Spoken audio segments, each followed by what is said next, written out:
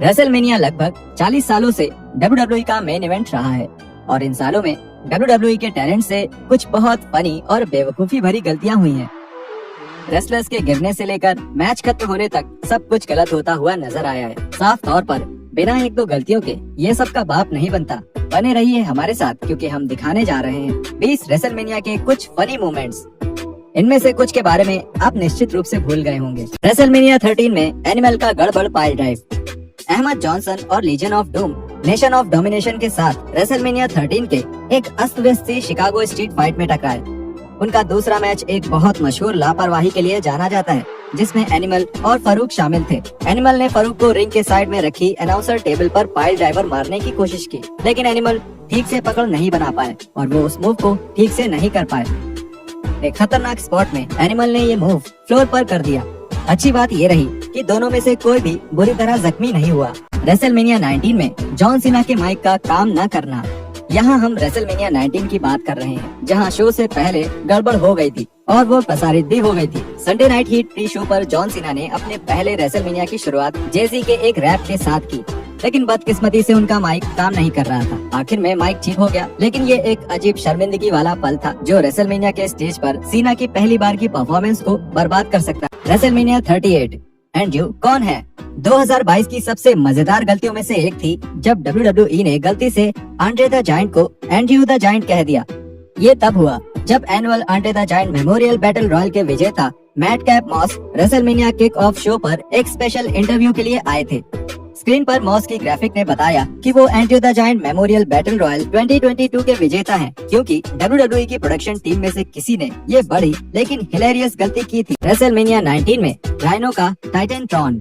जैसे ही राइनो ने अपने मैच के लिए रेसलमेनिया 19 में रिंग की तरफ जाना शुरू किया, उनके फैंस ने एक अजीब चीज पर ध्यान दिया। उनके टाइटनट्रॉन पर टीम एंगल की फोटो लगाई गई थी। ये फोटो कुछ सेकंड्स के लिए रही। बाद में WWE को इसका पता चला और राइनो का ट्रेडिशनल टाइटनट्रॉन चलाया गया। WWE ने इस गड़बड़ी को एडिट करने का कभी नहीं सोचा। शायद उन्हें नहीं लगा कि ये बड़ी बात थी। बहरहाल इसको देखना काफी फनी था। WrestleMania 34 universal champion. WWE की प्रोडक्शन टीम ने रेसलमेनिया 34 के टॉप मैचेस में से एक में एक और बड़ी गलती की। एजे स्टाइल के शिंसुके नाकामुरा के साथ अपने मैच के लिए एंट्री के दौरान स्क्रीन पर आ रहे ग्राफिक ने बताया कि वो एक यूनिवर्सल चैंपियन है, जो कि वो नहीं थे। असल में वो WWE चैंपियन थे। अब कोई तरीका नहीं था कि विंस मैकमैन इस गलती को सुधार सके। वो शायद गुस्से में थे कि ये गलती हुई। रेसलमेनिया 14 में DX बैंड को शोरगुल मचाकर बिल्डिंग से बाहर किया गया। क्रिस वॉरेन और DX बैंड ने अमेरिका द ब्यूटीफुल के एक बहुत अलग वर्जन से रेसलमेनिया 14 की शुरुआत की। ये वर्जन बहुत ही खराब था और एटीट्यूड एरा के दर्शक विश्वास ही नहीं कर पा रहे थे कि वो क्या सुन रहे हैं।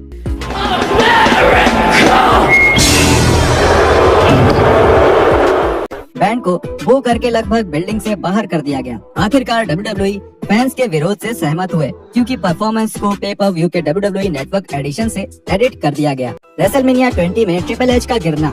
रेसलमेनिया 20 का मेन इवेंट जिसमें ट्रिपल एच को क्रिस बेनवा और शॉन माइकल्स के खिलाफ अपना वर्ल्ड टाइटल बचाते हुए दिखाया गया, ये एक ऑल टाइम क्लासिक है। लेकिन इसमें एक ऐसी गड़बड़ दिखाई गई है जिसके बारे में फैंस मैच की चर्चा करते समय भूल जाते हैं। मैच के फाइनल पार्ट के दौरान द गेम को ऊपर की रस्सी। रेसलमेनिया 16 में गलत विजेता। रेसलमेनिया 16 में रेसलमेनिया के इतिहास में एक मैच की सबसे कंफ्यूजिंग एंडिंग हुई। क्रैश हॉली कई बार WWE स्टार्स के खिलाफ एक बैटल रॉयल में हार्डकोर टाइटल बचाने के लिए लड़े। प्लान के हिसाब से फिनिश में क्रैश को रेसलमेनिया से टाइटल जीतकर निकलना था, लेकिन मैच का एंड पूरी तरह से गड़बड़ हो गया और हार्डकोर हॉली ये टाइटल जीत गए। हॉली को 15 मिनट के टाइम रन आउट में 2 काउंट्स करने थे, लेकिन वहाँ टाइमिंग को लेकर गड़बड़ी हो गई और हार्डकोर ने गलती से 3 काउंट्स कर दिए। नतीजा ये निकला कि हार्डकोर ने हार्डकोर टाइटल जीत लिया, जो कि प्लान से बिल्कुल अलग। रेसलमेनिया 5 में सीढ़ी पर लड़खड़ाना। रेसलमेनिया 5 न्यू जर्सी के बोर्ड वॉक हॉल में हुआ था, ट्रम्प प्लाजा में नहीं, जैसा कि कहा गया था। WWE ने इवेंट के लिए एक अलग तरह का सेटअप कर रखा था। एंट्री गेट से रेसलर्स सीढ़ी से नीचे उतरकर रिंग में आ रहे थे और उसके बाद एक टेढ़ी मेढ़ी सतह पर चल रहे थे, जिससे कुछ रेसलर्स को बहुत परेशानी आ रही थी। ये पहली बार तब देखा गया जब आधे बुश वैकर्स लगभग गिरने से बच गए और फिर जब मिस्टर परफेक्ट रिंग की तरफ जाने लगे, वो उसी जगह पर लड़खड़ा गए। इस फिसलने के पीछे हंसी की बात ये थी कि सिक्योरिटी टीम की एक मेंबर ने उनको उस जगह के बारे में सावधान किया था जहां लोग लड़खड़ाए थे, लेकिन मिस्टर परफेक्ट ने उस महिला को नजरअंदाज करने का फैसला किया और ठोकर खाते हुए आगे बढ़े। रेसलमेनिया 26 में रेम मिस्टीरियो की एंट्री की गड़बड़ी। रेसलमेनिया 26 के सबसे बड़े मैचेस में से एक मैच सीएम पंक और रेम मिस्टीरियो के बीच था। इस मैच में मिस्टीरियो की एक स्पेशल एंट्री होनी थी, लेकिन ये बड़े पैमाने पर नाकाम रहा।